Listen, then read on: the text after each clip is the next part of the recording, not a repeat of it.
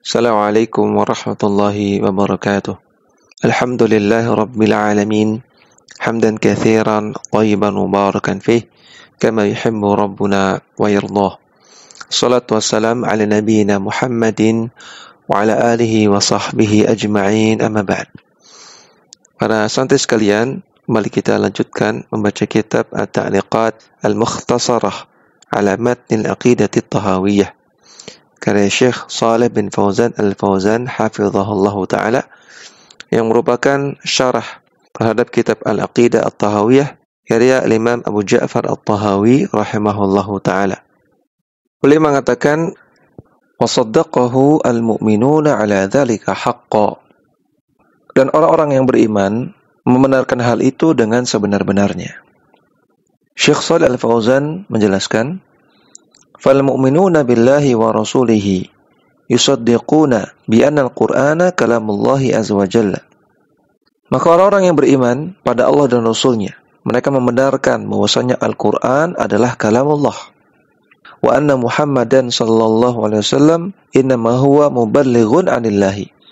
Dan mereka juga membenarkan bahwasanya Nabi Muhammad sallallahu alaihi wasallam dan juga tentunya malaikat Jibril itu sekedar menyampaikan dari Allah Subhanahu wa taala. Perhatikan, ini perkataan Al-Imam At-Tahawi, yang mana beliau mengatakan orang yang beriman, yang imannya benar, imannya sejati, maka dia akan meyakini Al-Quran adalah kalamullah. Al-Quran adalah firman Allah, bukan perkataan Nabi Muhammad SAW ataupun perkataan malaikat Jibril. Ini akidahnya orang yang beriman dengan iman yang benar. Kemudian di sini Syekh Shalih Fauzan membahas suatu syubhat. Wa amma qaulullahi azza wa jalla. Adapun tentang firman Allah azza wa jalla, innahu laqaulu rasulin karim. Sesungguhnya Al-Quran adalah perkataan Rasul yang mulia. Rasul di sini, Rasul dalam istilah umum, yaitu yang diutus oleh Allah Subhanahu wa taala. Sehingga di sini maksudnya adalah malaikat Jibril. Dzi quwwatin 'inda dzil 'arsy makin. Yang Rasul tersebut, yaitu malaikat Jibril, punya kekuatan yang besar dan dia ditempatkan di sisinya arsy. Surat At-Takwir ayat 19 sampai 20. Maka perhatikan di sini ada perkataan la qaulu rasulin karim. Itu adalah ucapan malaikat Jibril. Apakah ayat ini menunjukkan bahwasanya Al-Qur'an itu kalam Jibril, bukan kalam Allah? Maka kata Syekh Shalih Fauzan di sini, fal muradu bi isnadihi ila Jibrila huwa min babit tablighi. Yang dimaksud dengan penyandaran qaul kepada malaikat Jibril, ini maksudnya penyandaran qaul kepada penyampainya, yang menyampaikannya. Misalnya, ada orang namanya Alif. Dia punya toko dan tokonya hari ini libur. Dan dia katakan, toko saya hari ini libur. Kemudian ini didengar oleh Budi. Budi mengatakan kepada si Cecep bahwasanya tokonya Alif hari ini libur. Kemudian Cecep sampaikan kepada keluarganya bahwasanya tokonya Alif hari ini libur, kita nggak bisa belanja. Kemudian keluarganya Cecep mengatakan, kata siapa? Kata si Budi. Maka perkataan kata si Budi, ini maksudnya Budilah yang menyampaikan itu. Bukan berarti Budi yang mengatakan pertama kali bahwasanya tokonya Alif libur. Yang mengatakan pertama kali ya Alif sendiri, bahwasanya toko saya hari ini libur. Tapi Budi hanya menyampaikan. Nah, ini sekedar ilustrasi. Li'annahu la yumkinu an yakuna al-Qur'anu min kalamillahi wa min kalami Jibril. Karena tidak mungkin bahwasanya Al-Qur'an itu adalah kalam Allah sekaligus juga kalam Jibril. Karena banyak sekali dalil yang menunjukkan bahwasanya Al-Quran itu kalam Allah. Maka kalau dikatakan dari surat At-Takwir ayat 19 ini bahwasanya Al-Quran itu kalam Jibril, sehingga nanti kesimpulannya Al-Quran kalam Allah sekaligus kalam Jibril. Tentu enggak benar. Al-kalamu la yakunu illa min wahidin. Kalam itu berasal dari satu pihak. Wala yumkinu wasfuhu bi annahu kalamu aktsara min wahidin. Dan nggak mungkin kita sifati sebuah perkataan sebagai perkataan beberapa pihak. Itu pasti sumbernya satu. Wa nisbatuhu ilallahi haqiqiyatan.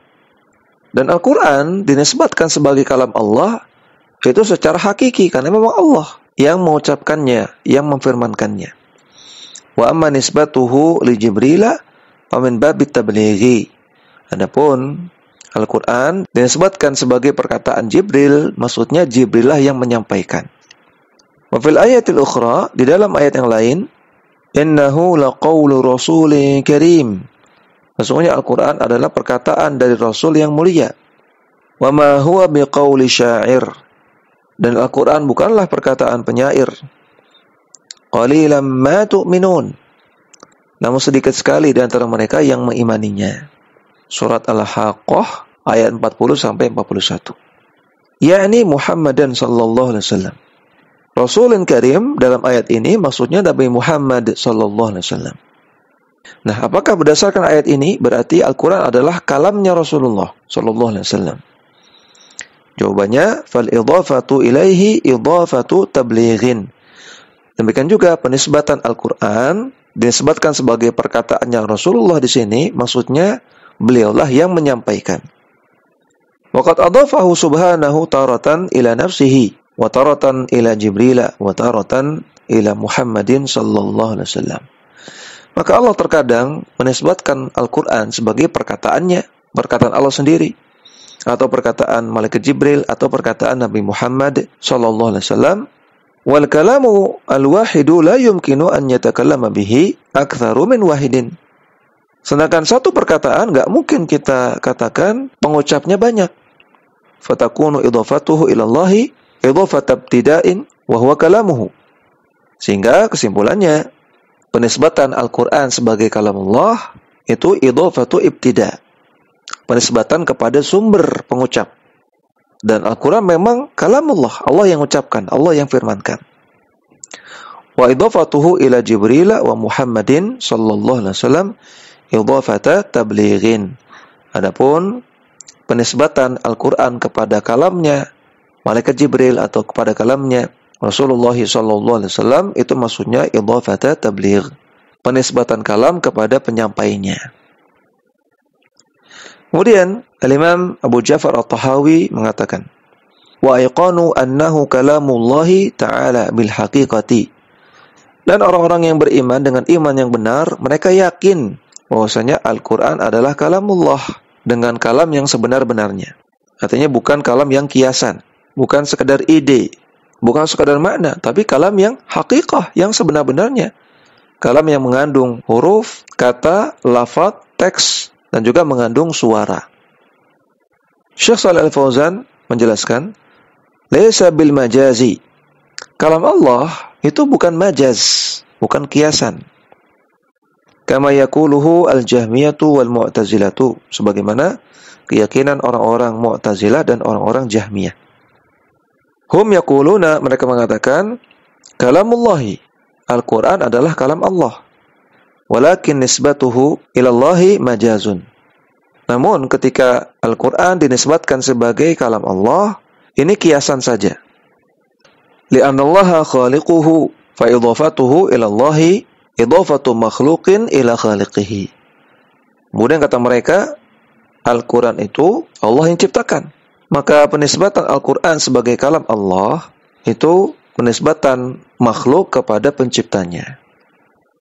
Sebagaimana rumah Allah makhluk. Ini kan menisbatkan rumah kepada nama Allah. Sedangkan rumah makhluk, berarti perkataan rumah Allah di sini penisbatan makhluk kepada penciptanya. Seperti hamba Allah. Hamba itu makhluk. Ketika kata-kata hamba digandengkan dengan nama Allah, ini penggandengan makhluk kepada penciptanya. Seperti perkataan bumi Allah. Bumi makhluk. Maka perkataan bumi Allah ini penggandengan makhluk kepada penciptanya. Dan seterusnya. Nah, demikian juga dengan Al-Quran kalam Allah. Kata Jahmiyah dan Mu'tazilah ini penggandengan makhluk kepada penciptanya. Berarti Al-Quran itu makhluk. Kata orang Jahmiyah dan Mu'tazilah. Nah, kemudian kata Syekh Shalih Fauzan, "Fanaqulu kadzabtum." Maka kita katakan, wahai orang Mu'tazilah, wahai orang Jahmiyah, kalian pendusta. Li'anna al-idhafata ila Allahi ala naw'aini. Karena penisbatan atau penggandengan suatu kata kepada nama Allah itu ada dua macam. Secara ilmu balaghah ada dua macam. Yang pertama, idhafatu ma'anin, penyandaran makna. Jadi yang digandengkan dengan nama Allah itu sesuatu yang maknawi, yang abstrak. Bukan berupa barang yang ada fisiknya, yang ada bendanya. Yang kedua, idhafatu a'yanin, penyandaran benda atau barang yang ada fisiknya. An-naw'ul awwalu, jenis yang pertama, idhafatul ma'ani, penyandaran atau penggandengan kata yang maknawi. Ilallahi, kepada nama Allah. Mithlul kalami, seperti kata al-kalam. Ketika digandengkan dengan nama Allah menjadi kalamullah. Fa idhafatul ma'ani ilallahi idhafatu sifatin ila mausufin. Maka idhafatul ma'ani terhadap nama Allah Subhanahu wa taala sejatinya ini adalah menyandarkan sifat kepada pemiliknya. Menyandarkan sifat Allah kepada pemiliknya, itu Allah. Contohnya kalamullah. Kalam di sini sifat Allah, disandarkan kepada pemiliknya, itu Allah. Dan di sini disebutkan beberapa contoh. Fal kalamu was sam'u wal basaru wal qudratu wal iradatu idhafatu sifatin ila mausufin. Maka menyandarkan al-kalam, as-sam'u, al-basar, al-qudrah, al-iradah kepada nama Allah, ini menyandarkan sifat kepada pemiliknya. Dari contoh kalamullah sudah, kemudian sam'ullah, pendengaran Allah.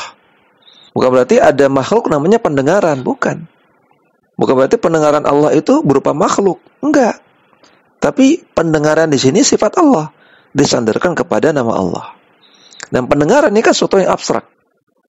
Basarullah, penglihatan Allah, ini menyandarkan sifat kepada pemiliknya. Penglihatan itu juga sesuatu yang maknawi. Dan seterusnya. Li'anna hadhihi ma'ani la taqumu bi nafsiha. Karena perkara-perkara yang maknawi di atas itu adalah perkara yang tidak bisa berdiri dengan sendirinya. Karena dia sifat. Sifat itu nggak bisa berdiri sendiri. Nggak bisa dipisahkan dari pemiliknya. Contoh misalnya, karena kepintaran si Budi, maka ia bisa menjawab semua soal yang ada. Kepandaian si Budi atau kepintaran si Budi. Nah, ini kan penyandaran sifat kepada pemiliknya. Kepintaran itu kan sesuatu yang maknawi, nggak ada barangnya, nggak ada bentuknya, abstrak, karena dia sifat. Dan kepintaran si Budi ini kan sesuatu yang melekat pada si Budi, nggak bisa dipisahkan, nggak bisa kepintarannya diambil gitu, dicopot. Kalau Budi mau main, kepintarannya dicopot. Kalau Budi mau sekolah, baru kepintarannya dipakai. Kan nggak bisa seperti itu. Kepintaran itu sesuatu yang nempel, merupakan bagian dari si pemiliknya. Maka sifat-sifat ini nggak bisa berdiri dengan sendirinya. Wa innama taqumu bil mausufi biha. Namun dia berdiri bersamaan dengan pemiliknya. Dia selalu melekat pada pemiliknya. Dia merupakan bagian dari pemiliknya. Maka kalamullah, sam'ullah, basarullah, qudratullah, ini bukan makhluk, tapi ini sifat Allah yang ada pada diri Allah Subhanahu wa taala, merupakan bagian dari Allah Subhanahu wa taala. Dia bukan makhluk. An-naw'u tsani, sedangkan jenis yang kedua, idhafatu a'yanin, penyandaran benda-benda atau barang-barang kepada nama Allah. Mithlu baitullah, contohnya rumah Allah. Baitun, rumah itu barang. Konkret, ada bentuknya. Dia makhluk. Ketika disandarkan kata-kata rumah dengan nama Allah, maka ini penyandaran makhluk kepada penciptanya, kepada Khaliknya. Naqatullah, onta Allah, onta makhluk. Abdullah, hamba Allah, hamba itu makhluk. Dan seterusnya. Sebagaimana sudah saya jelaskan. Hadhihi idhafatu makhluqin ila khaliqihi. Nah, kalau yang ini baru memang penyandaran makhluk kepada penciptanya. Wa faidatul idhafati huna at-tashrifu wa takrimu. Dan untuk yang jenis kedua ini, apa fungsinya? Ada beberapa benda yang disandarkan kepada nama Allah. Rumah Allah, hamba Allah, onta Allah, dan seterusnya. Faedahnya adalah untuk tasyrif, memuliakan, dan takrim, memuliakan. Disebut sebagai rumah Allah, berarti dia rumah yang mulia. Disebut sebagai hamba Allah, berarti dia orang yang mulia. Bukan hambanya setan, bukan hambanya jin, bukan hamba dunia, tapi hamba Allah. Ini pemuliaan bagi dia ketika disebut hamba Allah. Itu fungsinya. Nah, jadi idhofah atau penyandaran itu ada dua. Penyandaran sifat kepada pemiliknya dan penyandaran makhluk kepada penciptanya. Ini diketahui oleh orang-orang yang paham balaghah. Namun orang-orang Jahmiyah dan Mu'tazilah, mereka seolah-olah menganggap penyandaran hanya satu macam saja, yaitu yang nomor dua. Sehingga mereka mengatakan ketika Al-Quran itu kalamullah, berarti ini penyandaran makhluk kepada penciptanya, berarti Al-Quran itu makhluk. Maka ini tidak benar dan merupakan kedustaan. Karena kita yakin sebetulnya mereka tahu kaidah dalam ilmu balaghah tadi. Kemudian At-Tahawi mengatakan, laisa bimakhluqin ka kalamil bariyati. Kalamullah atau Al-Quran bukanlah makhluk. Tidak sama seperti kalamnya manusia. Syekh Shalih Fauzan menjelaskan, kalamullahi laisa bimakhluqin. Kalamullah bukan makhluk. Raddan ala jahmiyati wal mu'tazilati alladhina yaquluna. At-Tahawi dengan perkataan di atas, beliau sedang membantah orang-orang Jahmiyah dan orang-orang Mu'tazilah yang mereka mengatakan, innal Qur'ana makhluqun, bahwasanya Al-Quran adalah makhluk. Li'anallaha indahum la yatakallamu. Karena menurut Jahmiyah dan Mu'tazilah, Allah tidak bisa berfirman. Allah tidak bisa kalam, tidak bisa berucap. Ala manhajihim fi nafi sifati kulliha. Yang mana mereka, Jahmiyah dan Mu'tazilah, manhaj mereka adalah menafikan semua sifat Allah. Firaran bizamihim anitashbihi. Mereka lakukan itu dalam rangka untuk menghindari tashbih. Mereka tidak ingin menyerupakan Allah dengan makhluk menurut mereka. Li'annahum lam yufarriqu baina sifatil khaliqi wa sifatil makhluqi. Karena mereka tidak membedakan antara sifat khaliq, sifat Allah, dengan sifat makhluk. Mereka menganggap kalau kita tetapkan Allah punya sifat, berarti nanti sama dengan sifat makhluk. Fafarrau minat tashbihi al-mawhumi wa waqa'u fi ta'tilil madhmumi. Maka mereka berusaha lari dari tashbih yang mawhum, yang hanya ada dalam sangkaan mereka. Namun mereka malah terperosok, terjerumus ke dalam ta'til yang tercela. Mereka malah melakukan ta'til, menolak sifat Allah. Wa huwa syarrun minhu, dan ta'til itu lebih parah daripada tashbih. Kal mustajiri birramla'i bin nari. Sebagaimana dalam pepatah Arab, ini seperti orang yang dia menggunakan payung untuk berlindung dari panas matahari, namun payungnya dari api. Malah tambah parah, malah tambah panas. Kalau dalam peribahasa Indonesia, lepas dari mulut harimau, masuk ke mulut buaya.